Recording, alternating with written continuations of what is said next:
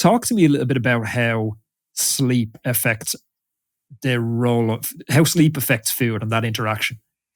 Yeah, so I think sleep is a great example of the how we eat that I mentioned at the beginning, and how we can impact how we respond to food. So if we look at sleep in relation to circulating blood glucose, as you used as an example, what we know from our own research that we published a couple of years ago is that within an individual, if you have a good night's sleep and you have exactly the same breakfast, compared to if you have a bad night's sleep and have exactly the same breakfast, you will have a lower blood glucose response. So you'll have a more blunted blood glucose peak that will stay sustained at a low level for a bit longer. And then you are less likely to have this kind of crash that we talk about as well, 2 to 4 hours after the meal. If you have a bad night's sleep, even if everything else is the same, like you controlling what physical activity you've done, etc., then and you have exactly the same breakfast, then you have a higher blood sugar peak that may also predispose you to having this crash.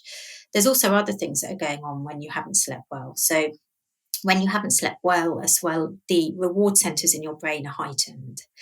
And so they need a quick fix. They need kind of that dopamine hit to satisfy these reward centers.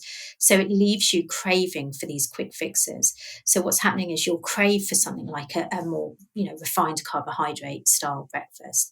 You're less likely to want a particularly healthy balanced breakfast. So you're kind of getting a double hit going on. That firstly your brain's saying, hey, I need a quick fix, go and give me that, pastry, etc.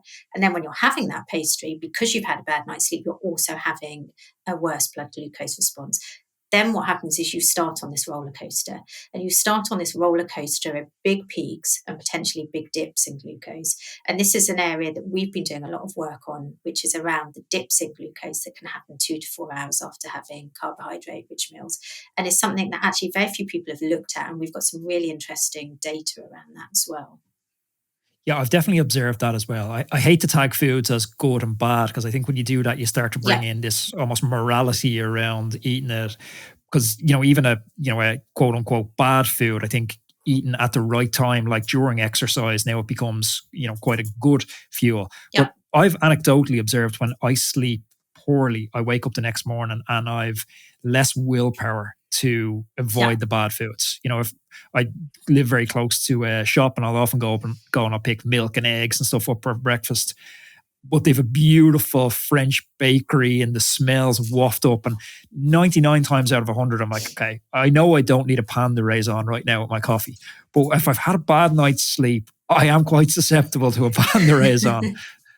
Yeah, and I think, we should be quite gentle on ourselves in that our brain is directing us to that.